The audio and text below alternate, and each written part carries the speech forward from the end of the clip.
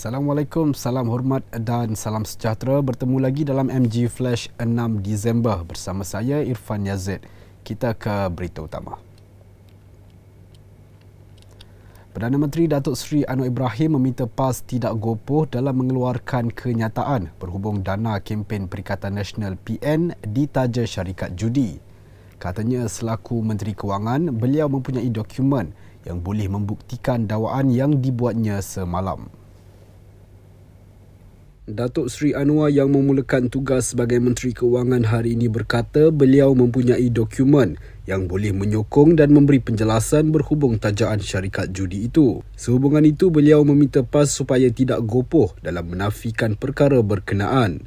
Menteri Kewangan itu berkata demikian ketika mengulas kenyataan Setiausaha Agong PAS, Datuk Seri Taqiyuddin Hassan, yang kesal dengan beliau yang dikatakan telah membuat dakwaan liar terhadap PN. Perdana Menteri Datuk Seri Anwar Ibrahim dituntut mengemukakan bukti atas dakwaan beliau. Kononnya dana pilihan raya Perikatan Nasional PN diperoleh dari syarikat perjudian. Setiausaha Agong PAS Datuk Seri Taqiyuddin Hassan berkata pihaknya amat kesal dengan tuduhan berunsur fitnah itu yang dilemparkan Perdana Menteri dalam sidang media selepas mempengerusikan mesyuarat khas Kabinet semalam. Menurut Datuk Seri Taqiyuddin menerusi satu kenyataan, tuduhan tersebut langsung tidak berasas dan PAS menuntut Perdana Menteri memberikan bukti yang nyata terhadap tuduhan liar tersebut jika ada. Sekiranya gagal, Perikatan Nasional akan meneliti suatu tindakan perundangan terhadap pihak-pihak yang memfitnah.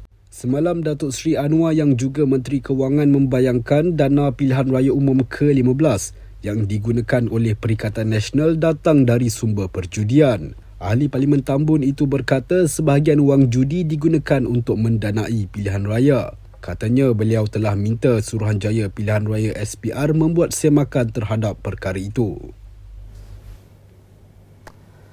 Dalam pada itu, Perdana Menteri Datuk Seri Anwar Ibrahim memfailkan saman fitnah terhadap Pesuruhjaya PAS Perak Razman Zakaria berhubung ucapan yang didakwa mengaitkan beliau membawa budaya lesbian, gay, bisexual dan transgender LGBT serta menyokong ideologi komunis.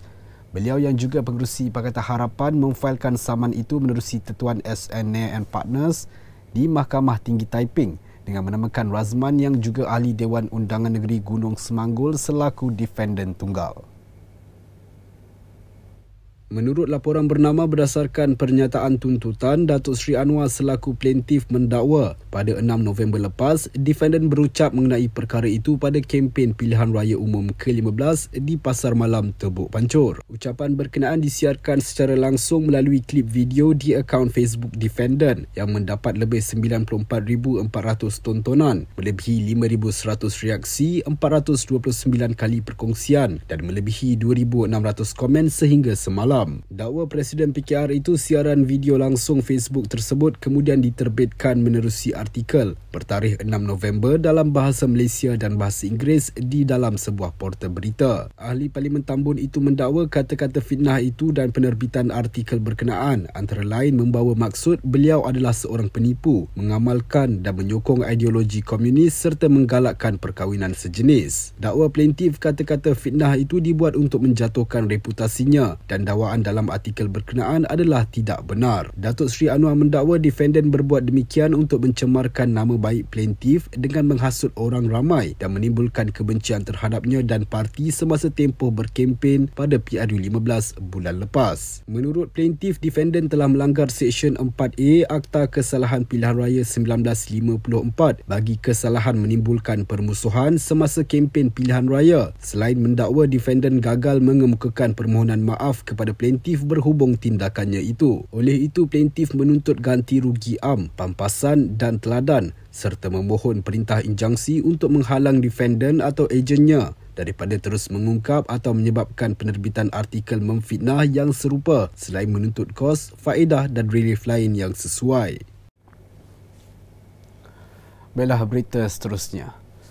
Menteri Pengangkutan Anthony Loke Siu Fook akan mengadakan mesyuarat dengan pengurusan tertinggi Prasarana Malaysia Berhad minggu ini Ia bagi membincangkan penambahbaikan perkhidmatan pengangkutan awam setelah beliau mengalami sendiri pengalaman menaiki LRT laluan Kelana Jaya pada waktu puncak semalam.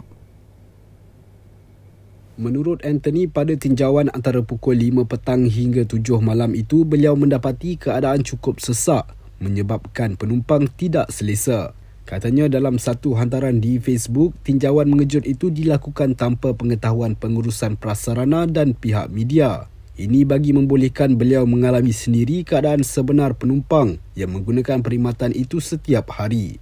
Menurut Anthony, beliau kini lebih memahami kesulitan yang dihadapi penumpang LRT yang menggunakan perkhidmatan itu. Tambah beliau, mesyuarat itu juga akan membincangkan hala tuju perkhidmatan awam di negara ini.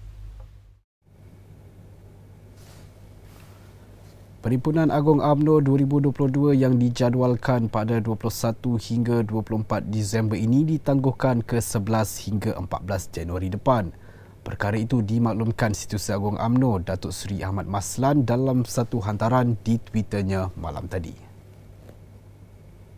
Menurut Datuk Seri Ahmad, penangguhan itu disebabkan tarikh asal Perhimpunan Agung dalam tempoh cuti sekolah. Ini bagi membolehkan para perwakilan untuk mengambil cuti hujung tahun. Tambah beliau, notis berkenaan penangguhan itu akan dihantar secara rasmi tidak lama lagi. Sebelum ini, mesyuarat khas Majlis Tertinggi UMNO pada 24 November lalu memutuskan Perhimpunan Agung UMNO 2022 diadakan pada 21 hingga 24 Disember ini.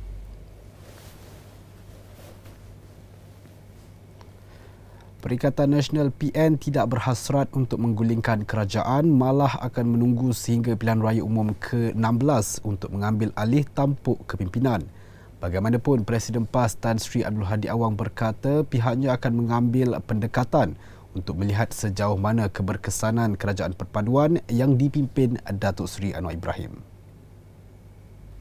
Menurut Tan Sri Abdul Hadi, PAS akan melanjutkan pengaruh yang ada buat masa sekarang sekurang-kurangnya untuk pilihan raya akan datang. Katanya buat masa ini, PAS mahu lihat kepada perkembangan semasa, apakah tindakan kerajaan perpaduan dan reaksi rakyat terhadap kerajaan sekarang yang ada hari ini. Beliau menyatakan demikian ketika diminta mengulas kenyataan Ahli Parlimen Arau Datuk Seri Syahidan Kasim bahawa terdapat rancangan untuk menjatuhkan kerajaan perpaduan yang diketuai Datuk Seri Anwar dan menggantikannya dengan Perikatan Nasional. Menurut laporan Malaysia Kini, Datuk Seri Syahidan memberi bayangan Kabinet Pimpinan Datuk Seri Anwar tidak akan bertahan lama dan PN menerima sokongan yang baik. Sementara itu, menyentuh mengenai pemimpin yang akan mengetuai blok pembangkang di Parlimen, Tan Sri Abdul Hadi berkata PN telah memuktamadkan keputusan.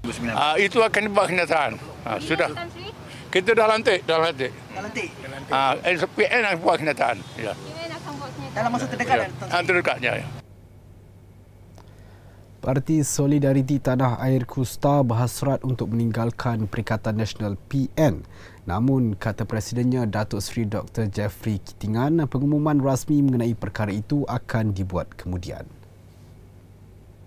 Menurut laporan bernama, beliau yang juga timbalan Ketua Menteri Sabah itu berkata tindakan itu dibuat kerana melihat STAR yang menyokong kerajaan perpaduan masa ini sudah tidak sehaluan dengan PN. Kenyataan itu dikeluarkan selepas merasmikan Majlis Convocation Institute Pertanian Sabah IPS, Timbang Menggaris ke-50 dan Pusat Latihan Vokasional Pertanian AVTC Lahad Datu kali ke-37 semalam. Pada 26 November lalu, Datuk Seri Jeffrey berkata STAR mengambil pendirian yang sama dengan Gabungan Rakyat Sabah GRS iaitu menyokong kerajaan perpaduan. Sehubungan itu, katanya PN kini di laluan berbeza dengan STAR dan hanya masa akan menentukan kedudukan parti dalam gabungan berkenaan selain ingin menunggu situasi politik semasa reda sebelum mengambil langkah selanjutnya. Baiklah, sekian dahulu MG Flash buat masa ini. Teruskan bersama kami untuk mengikuti perkembangan dari semasa ke semasa. Hanya di platform media sosial di Malaysia Gazette di Facebook, Twitter, Instagram dan YouTube atau melalui portal di www.malaysiagazette.com. Assalamualaikum dan salam hormat.